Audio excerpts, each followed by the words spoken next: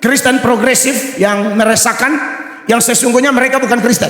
Ya, tadi saya lihat di TikTok atau di sosial media yang lain, di channel yang di dalamnya ada Habib Jafar dan semua tokoh-tokoh agama. Lalu di situ ada Brian Siawarta dan dia di situ ditulis tokoh agama Kristen Protestan. Wah, itu saya tidak terima sama sekali. Dia bukan Kristen. Kristen progresif ini bukan Kristen. Jangan bawa-bawa nama Protestan. Protestan itu lahir dari pergerakan Martin Luther yang sangat hormat ini. Bagaimana kau bilang kau Protestan?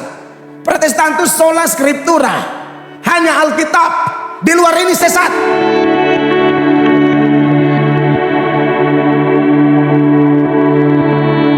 Salam, puji Tuhan, Bapak Ibu jemaat yang diberkati Tuhan, baik yang ada di ruangan ini maupun yang di rumah. Kita bersyukur satu kali lagi kita semua diberi kesempatan untuk belajar firman secara cuma-cuma, dan kita respon dengan tulus, kita respon dengan gairah kudus, dengan rasa rindu yang besar, lapar dan haus akan firman Allah. Karena itu yang akan membuat kita kuat. Itu yang akan membuat kita tambah dewasa. Itu yang akan membuat kita bukan hanya jalan, tapi bisa berlari kencang secara rohani. Bapak Ibu jemaat yang diberkati oleh Tuhan Yesus, belakangan ini memang kita banyak menanggapi ajaran-ajaran sesat yang tidak sesuai firman. Di dalam Kristen itu ada ajaran salah, ada ajaran sesat. Kalau yang salah itu yang tidak ada kaitan dengan doktrin, itu salah. Salah, itu persoalannya salah ya. Misalnya pemahaman tentang bahasa roh misalnya, itu bisa ada salah di situ. Tapi kalau sudah dengan doktrin misalnya, kalau tidak bahasa roh tidak masuk surga, nah itu sudah sesat. Tidak bisa pakai jalan lain masuk surga. Tidak boleh tambah plus-plus. Masuk surga itu ajar aja. Percaya Yesus, buat keputusan sekarang, mati sekarang, masuk surga. Orang luar dengar, kok gampang sekali. Memang begitu. Kenapa dibuat repot? Tapi beda kalau kita masih diizinkan hidup. Kalau kasus kayak itu penjahat kan pasti masuk surga. Dia tidak bikin apa-apa di situ. Ya. Jadi kalau salah, itu tidak berkaitan dengan doktrin, saudara-saudara. Biasa ada banyak salah-salah, ya, khotbah salah, kutip ayat salah, jelaskan salah, tapi tidak berkaitan dengan doktrinal. Tapi kalau sudah bilang Alkitab ada salah, oh itu sudah sesat. Karena sikap kita pada firman adalah sikap kita kepada Tuhan. Saya tidak bisa pada saat yang sama saya bilang saya mengasihi Pak Willy Liko, tapi Pak Willy Liko ngomong saya tidak mau dengar. Berarti saat saya bilang saya mengasihi Pak Willy Liko, itu omong kosong. Jadi kalau ada orang yang saya mengasihi Yesus, saya cinta Yesus, Yesus adalah Tuhanku, tapi pada saat yang sama meremehkan firman-Nya, orang itu penipu.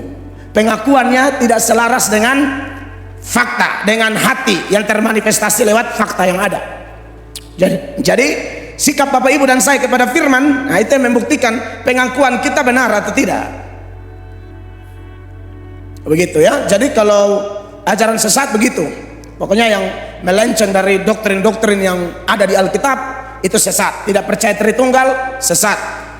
Tidak percaya Yesus adalah Allah yang menjadi manusia, itu sesat.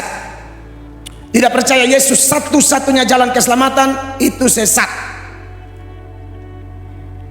Percaya selamat karena usaha, itu juga sesat, dan lain sebagainya.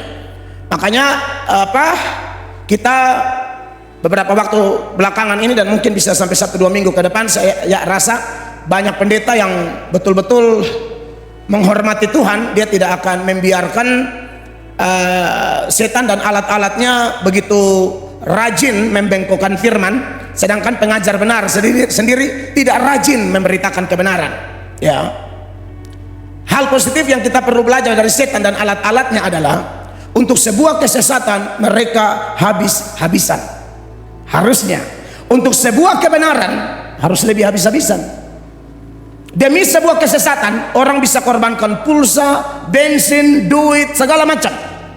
Diperkirakan buku yang paling laris, ya, tulisan atau buku-buku yang paling laris di dunia ini itu bukunya Saksi Yehova. Saksi Yehova bukunya paling laku di dunia. percetakan akui itu paling banyak disebarkan di seluruh dunia. Hanya untuk saya kasih tahu bilang apa? Yesus bukan Allah. Jadi saudara-saudara, harusnya kita kalau tahu kebenaran, kita harus lebih giat. Walaupun fisik ini lemah, walaupun kadang-kadang kurang istirahat dan lain sebagainya, tetapi saya masih percaya bahwa Roh Kudus itu bisa bekerja dengan cara memberikan kekuatan ekstra, termasuk secara fisik, kepada hamba-hambanya yang mau melayani Tuhan. Saya percaya sekali itu, ya, demi kepentingannya. Paulus sakit, tapi pemberitaan Injil jalan terus. Makanya di dalam Galatia 4 ayat 13 itu Paulus bilang, aku pertama-tama beritakan Injil kepada kamu, aku sakit waktu itu, tapi penginjilan jalan terus. Dikatakan, kamu tahu bahwa aku pertama kali telah memberitakan Injil kepadamu oleh karena aku sakit pada tubuhku. Sakit bukan alasan untuk tidak melayani Tuhan, ya. Anak-anak Tuhan yang model-model kayak Paulus begini, sakit pun dia terobos terus. Kecuali sakit yang memang tak berdaya sama sekali, itu tidak dianjurkan, ya. Tapi kalau sakit-sakit yang mungkin Paulus alami ini, sakit yang masih bisa dia beritakan Injil, dia beritakan Injil. Jadi dalam khotbah malam ini saya masih menyampaikannya untuk melengkapi umat supaya kita bisa kuat dalam pemahaman, tidak gampang terpengaruh oleh ajaran sesat, dan juga melengkapi umat supaya terus menyebarkan kebenaran dan hidup sesuai kebenaran. Kita masih ada dalam eksposisi surat 1 Timotius, dan malam ini kita akan soroti ayat 11 dari 1 Timotius 6. Mari perhatikan 1 Timotius pasal 6 ayat 11. Tetapi engkau, hai manusia Allah, jauhilah semuanya itu. Kejarlah keadilan, ibadah, kesetiaan, kasih, kesabaran, dan kelembutan. Kita fokus ayat ini dulu malam ini, ya. Selain Kristen progresif yang meresahkan, yang sesungguhnya mereka bukan Kristen.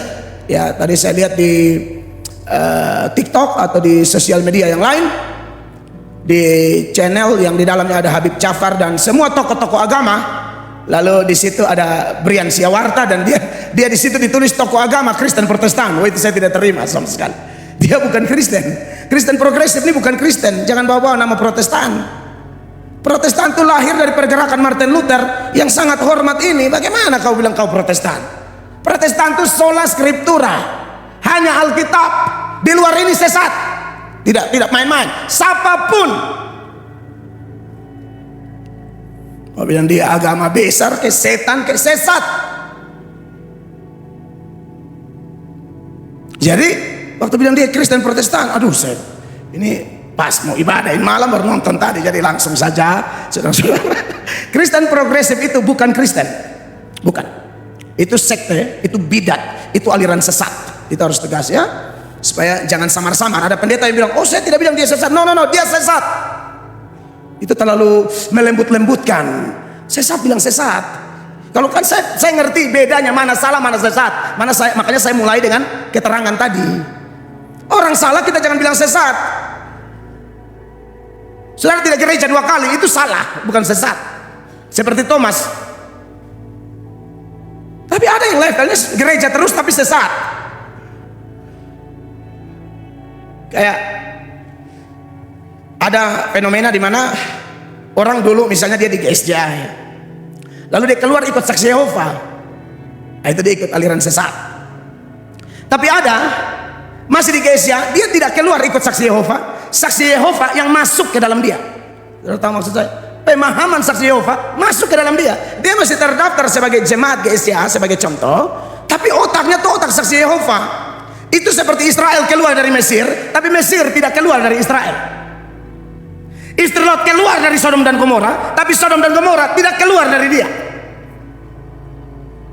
Makanya dengan adanya sosial media, kebetulan tesis saya untuk pasca sarjana itu seputaran pelayanan firman di sosial media.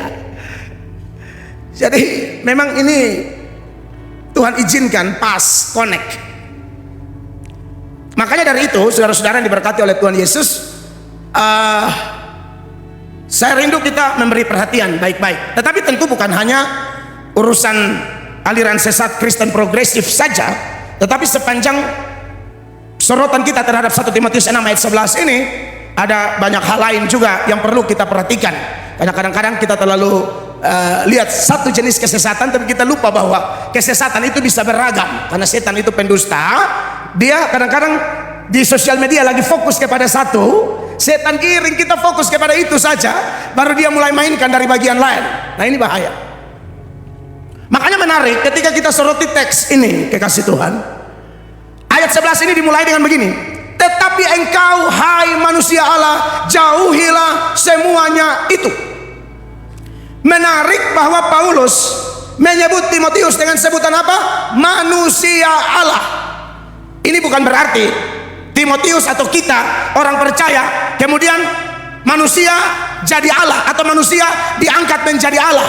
Saudara, manusia tidak akan mungkin menjadi Allah, dan Allah juga tidak mungkin menjadikan manusia itu Allah.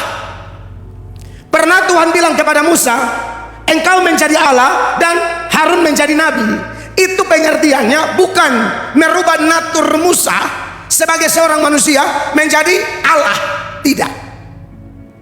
Bahkan Kristen juga sering membantah orang-orang tanpa Roh Kudus di luar sana yang sering otak-atik Alkitab, lalu hina-hina Kristen, tapi Kristen hanya melihatnya dengan enteng saja. Ya, kita tanggapi, tapi kita tidak kepahitan, tidak apa. Mereka melihat Kristen ini sebagai agama yang mengangkat manusia jadi Allah. Itu tidak demikian. Yesus itu, Tuhan Yesus kita, Allah jadi manusia. Amin. Selama-lamanya Allah itu tidak bisa berhenti jadi Allah.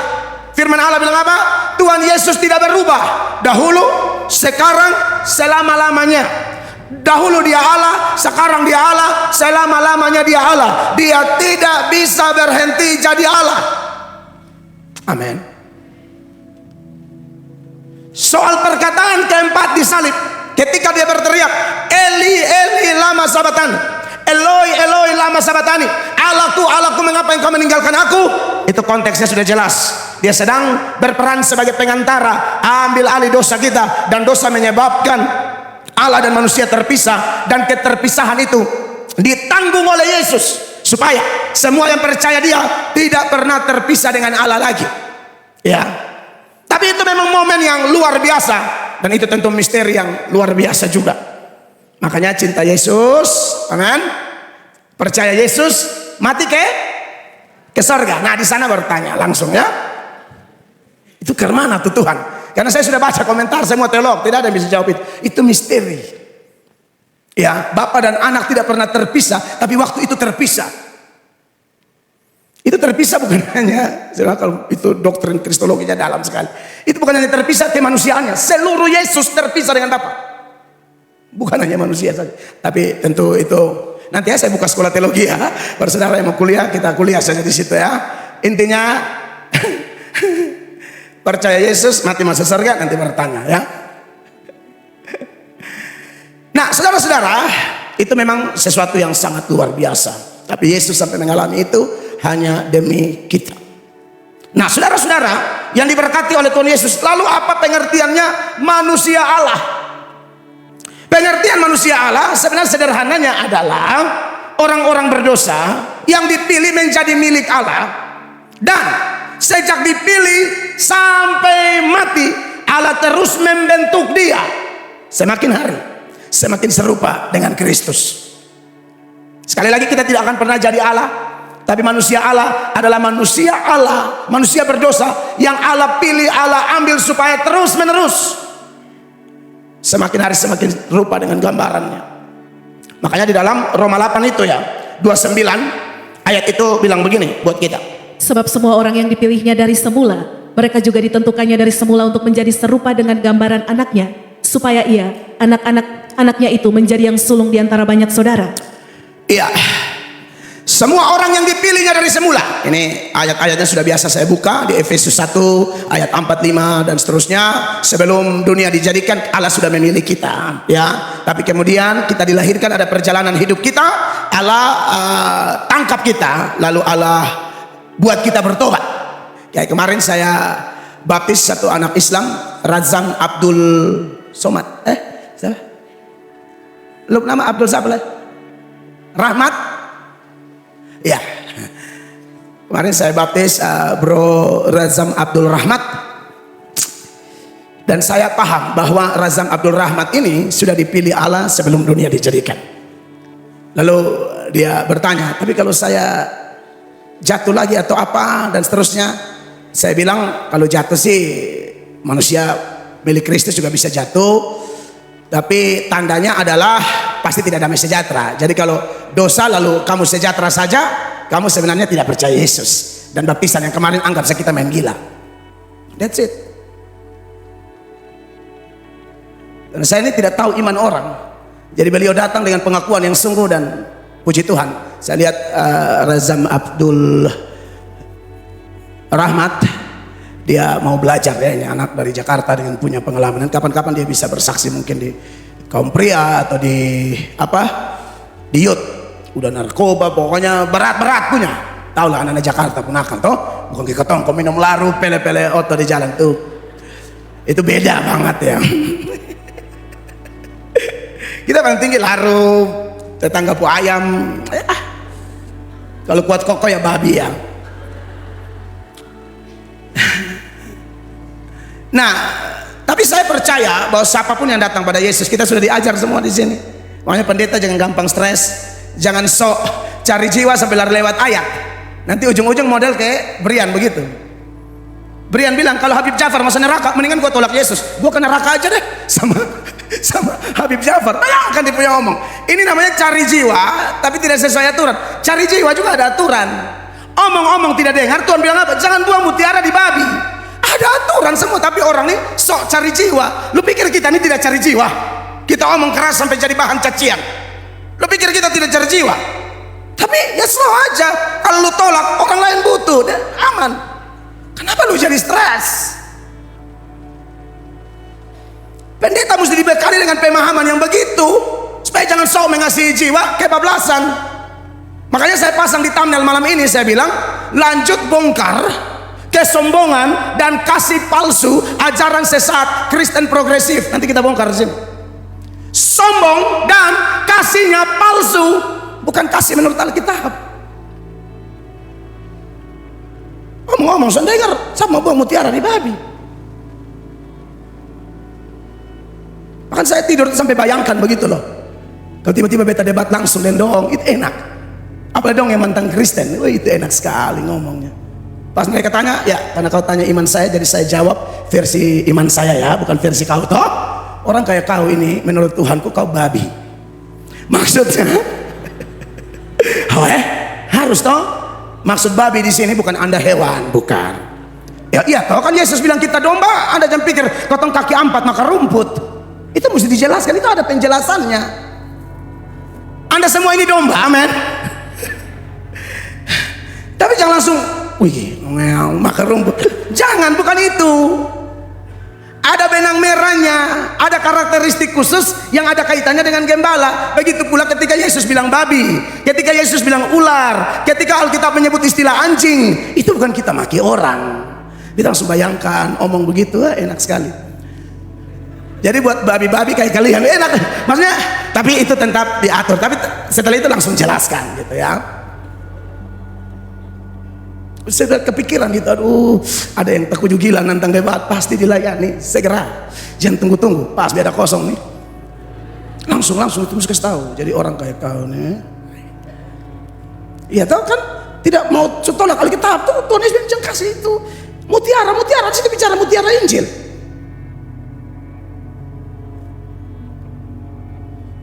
Makanya kita orang Kristen yang mau cinta Yesus, pastikan kita tetap domba. Jangan pernah jadi babi, saudara-saudara. Amin. Harus domba. Domba itu kan jelas ya. Yohanes 10 ayat 27. Gembala omong dengar. Baca ini ayat. Domba-dombaku mendengarkan suaraku, dan aku mengenal mereka dan mereka mengikut aku. Itu domba. Domba-dombaku mendengarkan suaraku dan aku mengenal mereka. Mereka ikut aku. Aku bilang kanan. Aku bilang kiri. Aku bilang rehat sejenak. Maju. Agak cepat sekali. Dia akan cepat sekali. Itu domba. Nah, itu juga yang sebenarnya disebut dengan manusia Allah. Karena manusia Allah itu Allah pilih menjadi milik Allah. Kemudian orang itu bisa terima dia. Jadi Allah pilih dulu, makanya kita bisa terima Yesus. Ingat ya, mulai semua dari Allah ya. Allah karuniakan, makanya kita beriman, kita mengaku, kita datang, kita bikin keputusan. Jangan pernah memegahkan diri bahwa itu karena aku yang mau. Tidak.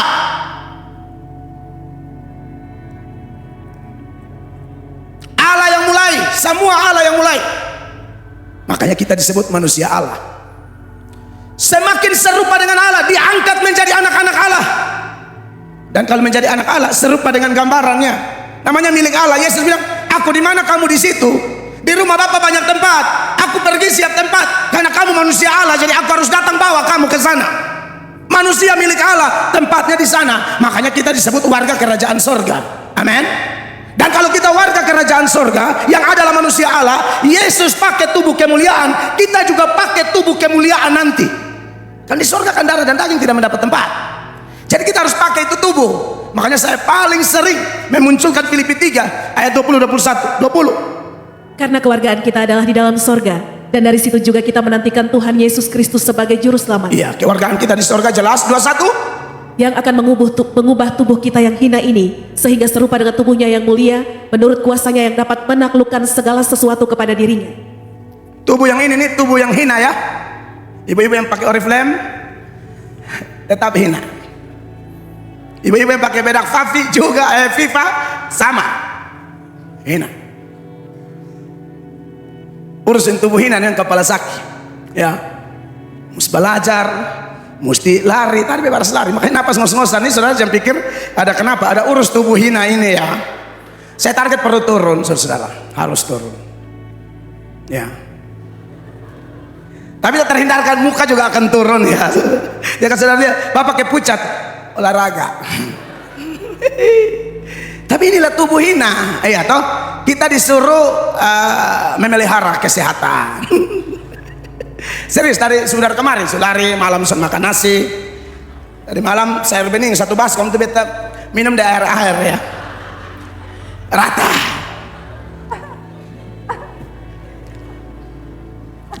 No rice ya.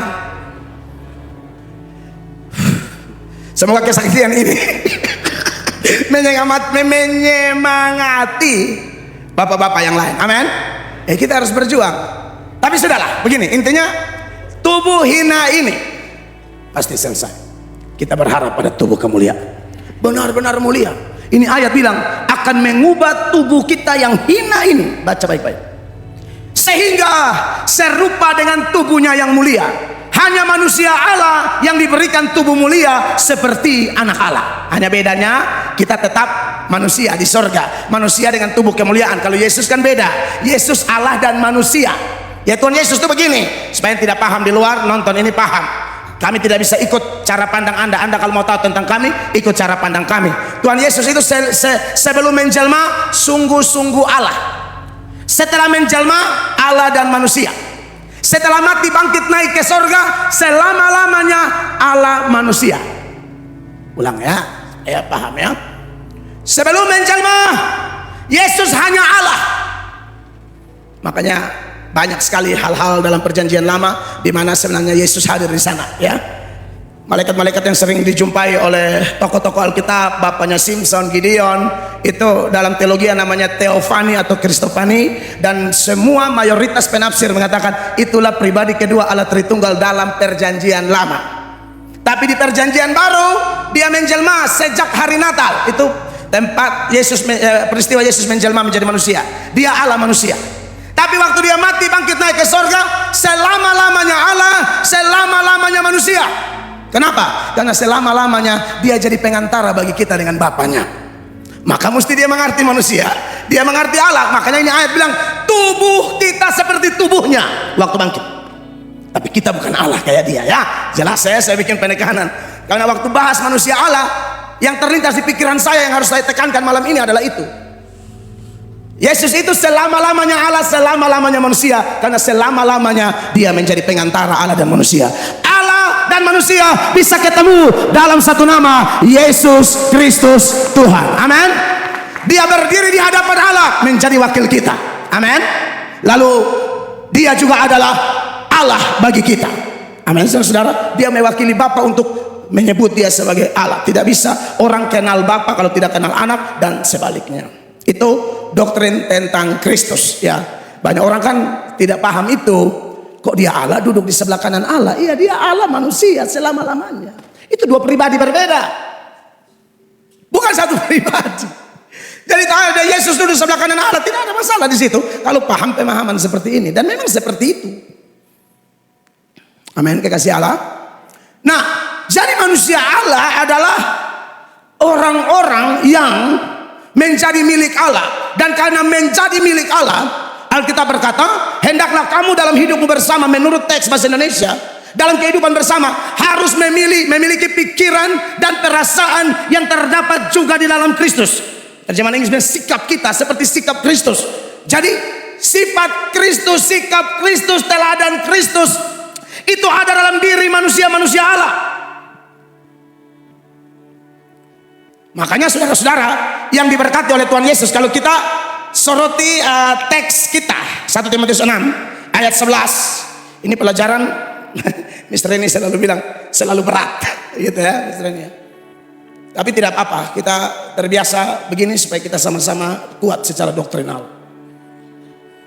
Kalau perhatikan teks ini dikatakan, tetapi engkau manusia Allah, jauhilah semuanya itu. Semua yang mana? Yang minggu lalu kita bahas. Orang-orang tertentu yang tunggangi ibadah, tunggangi agama, ya, pakai alasan iman untuk cari untung, cari kaya, cari duit. Kau manusia Allah, jauhi yang model begitu, karena yang model begitu bukan manusia Allah. Manusia Allah beragama, bergereja, beribadah, mencari hal-hal yang berkaitan dengan Allah. Kalau ada orang bergereja mengaku Kristen, ternyata yang dia cari bukan itu, maka dia tidak cocok disebut manusia Allah. Makanya ayat 11 ini dimulai dengan kata tetapi. Tetapi itu ditempatkan untuk mengkontraskan yang mau dibahas dan mengkontraskan dengan yang dibahas kemarin atau yang di atas. Saudara, ini enak loh introspeksi diri. Kita ini manusia Allah atau bukan? Manusia Allah tidak kayak mereka, otaknya hanya di otak mereka uang, kaya dan lain sebagainya, cari dunia dan lain sebagainya. Contoh-contoh orang yang bukan manusia Allah dan akhirnya mati mengerikan. Saul bukan manusia Allah. Tuhan bilang tumpas itu Amalek, semua binatang pun tumpas. Dia kasih sisa yang masih hidup, karena yang tambun-tambun binatang, karena di otaknya ini mau untuk dapat untung. Dan Anda lihat Saul punya kematian mengerikan. Istri Lot itu bukan manusia Allah. Akan bin Karmi bin Zabdi bin Zerah dalam Yosua pasal 7 itu juga bukan. Tuhan sudah bilang sama Yosua, masuk Yeriko, semua barang itu jangan coba-coba ambil, itu dikhususkan bagi Allah. Akan bin Zabdi bin Zerah itu dia ambil. Nah ini mirip kayak teks ini, di teks sebelumnya 9 dan 10, perhatikan. Tetapi mereka yang ingin kaya terjatuh ke dalam pencobaan. Ini bukan manusia Allah ya, orang model begitu. Ke dalam jerat dan ke dalam berbagai-bagai nafsu yang hampa dan yang mencelakakan. Betul. Yang menenggelamkan manusia ke dalam keruntuhan dan kebinasaan. Dengan alasan seperti ayat 9 ini, istri Lot binasa. Dengan alasan seperti ayat 9 ini, Akan bin Karmi bin Zabdi bin Zerah binasa. Dengan alasan seperti ini juga Saul selesai. Bahkan dengan alasan seperti ini Yudas selesai. Itu sudah ikut pelayanan, tapi di otaknya cari kaya, cari untung, cari duit.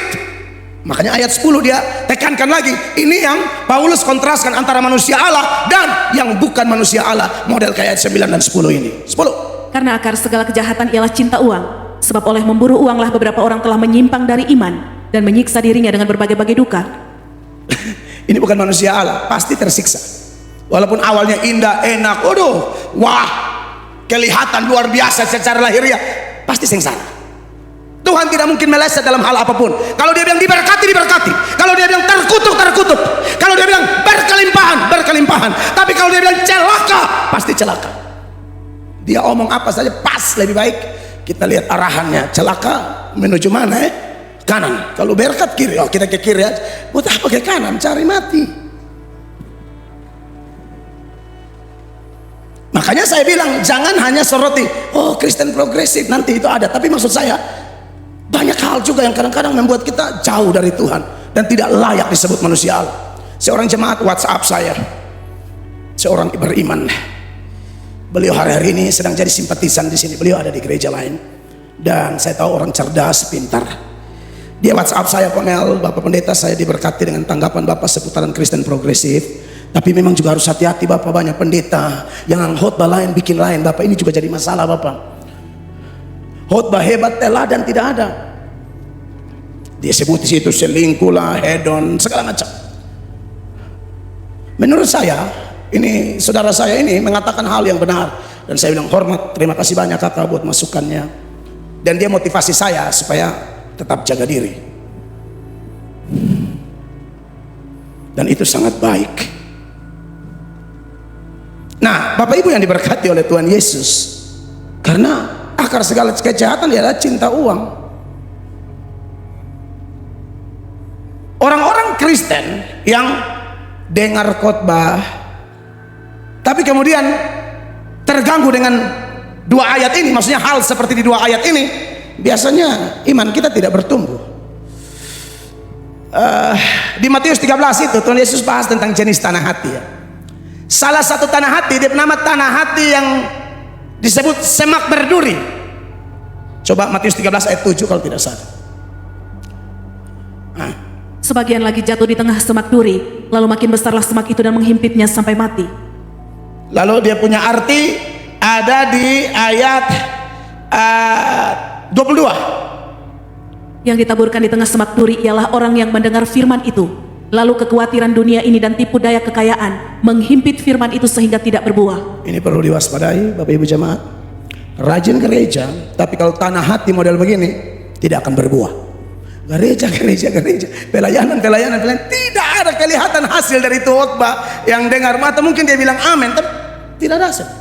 Karena ini ayat bilang dia dengar firman, tapi tanah hatinya ini tanah hati semak duri. Yaitu artinya apa? Yang ditaburkan di tengah semak duri ialah orang yang mendengar firman itu, lalu kekhawatiran dunia, makan, minum, pakai dan lain-lain, dan tipu daya kekayaan. Jelas, tipu daya kekayaan. Ini senada dengan ayat-ayat yang tadi. Jangan ingin kaya, itu tipu. Percayalah kalau kerja lurus, Tuhan mau kita diberkati berlimpah-limpah. Takut amat.